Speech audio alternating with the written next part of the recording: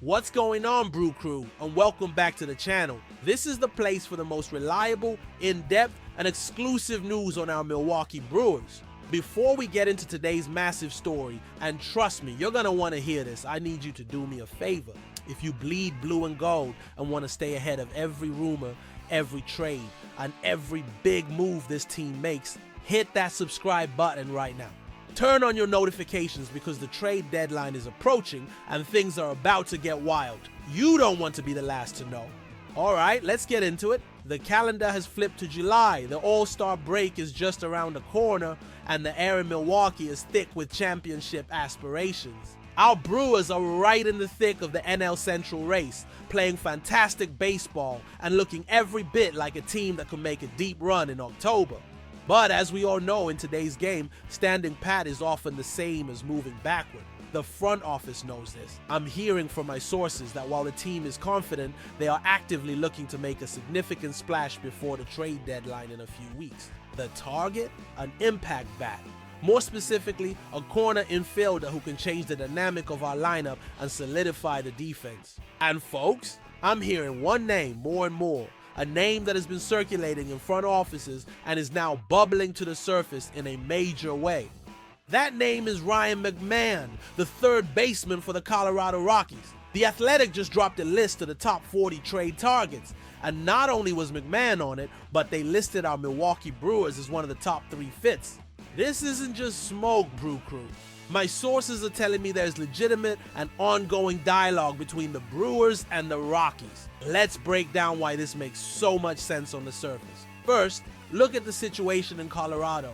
To put it kindly, it's a disaster. The Rockies are cellar dwellers, and their front office is under immense pressure to stop sitting on their hands at the deadline and actually acquire assets for the future. They are definitive sellers, and Ryan McMahon is arguably their single best trade chip. He's a former All-Star, he's under team control, and he plays a premium position.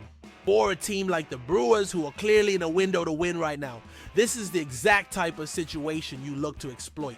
We have a legitimate need at third base. We've seen a rotation of players there, including the likes of Joey Ortiz and Caleb Durbin. While they've had their moments and offer versatility, we have not had a consistent, everyday impact player at the hot corner. The offensive production from that position has been below league average, and it's a clear area for an upgrade if this team is serious about competing with the likes of the Dodgers and Phillies in the postseason. A move for a player of McMahon's caliber would send a clear message to the clubhouse and the entire league. Milwaukee is all in. This isn't one of those typical conservative Brewers moves. This would be a statement. The potential of slotting a left-handed power bat with elite defensive skills into our lineup is incredibly enticing. Think about the balance it would create, taking pressure off guys like William Contreras and Christian Yelich. It lengthens the lineup and makes us a much tougher out 1 through 9. The strategic fit is undeniable, and that's why General Manager Matt Arnold is so focused on this possibility. This is about raising the team's ceiling from a good playoff team to a legitimate World Series contender. Now, let's get into the nitty-gritty of Ryan McMahon himself, because this is where the conversation gets complex, and it's what Matt Arnold and the front office are weighing right now. This is not a simple no-brainer acquisition. Let's start with the positives, and there are many. Defensively, the man is a vacuum. He is an absolutely elite Gold Glove caliber third baseman. His presence would immediately solidify our infield defense, which is already a strength with Bryce Terang up the middle. Good pitching is amplified by great defense, and McMahon is one of the best defensive third basemen in all of baseball. That value cannot be overstated, especially in the tight, low-scoring games of the postseason. Offensively, he has legitimate power from the left side. He was an all-star just last season in 2024 for a reason. He has 12 home runs so far this year, playing for a truly dreadful Rockies team. That power, especially coming from the left side of the plate, is something the Brewers lineup desperately needs to balance out our right-handed hitters. He would provide protection for other bats in the order and be a constant home run threat. Furthermore, while his numbers this season aren't eye-popping, his career stats suggest he's a prime candidate for positive regression. Players often get a boost when they move from a losing environment to a contender, and inserting him into our lineup, surrounded by better hitters, could unlock his full potential.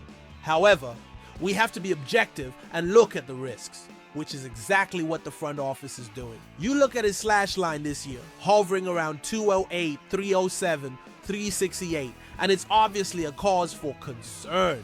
His strikeout rate is high, which has been a consistent part of his game.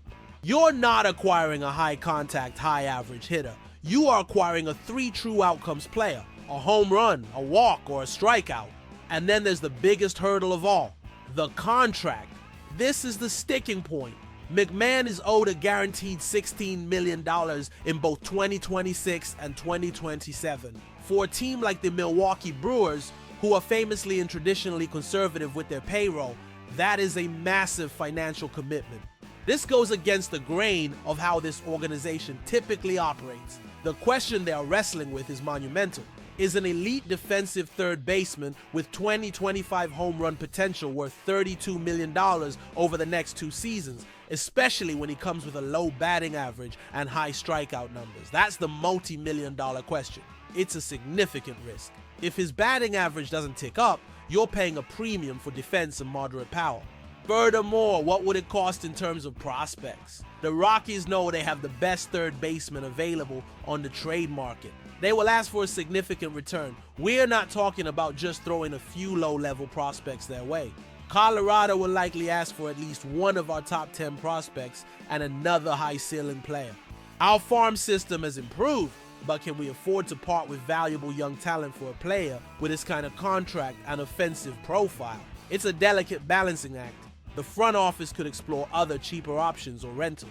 I've heard whispers about guys like Taylor Ward from the Angels, or even a blockbuster for someone like Alex Bregman if the Red Sox decide to sell, though his price would be even steeper. But the McMahon rumor persists because he offers that unique combination of elite defense, left-handed power, and multiple years of team control, which rental players don't. So here's my final analysis. A trade for Ryan McMahon is a high-risk, high-reward move that could define the Brewers season and their immediate future.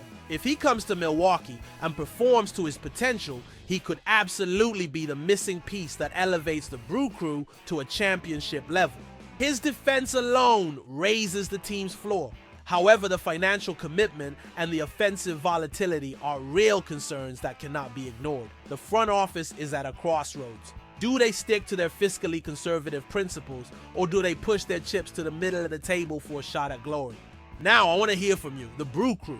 What's your take on this? Should the Brewers pull the trigger on a trade for Ryan McMahon?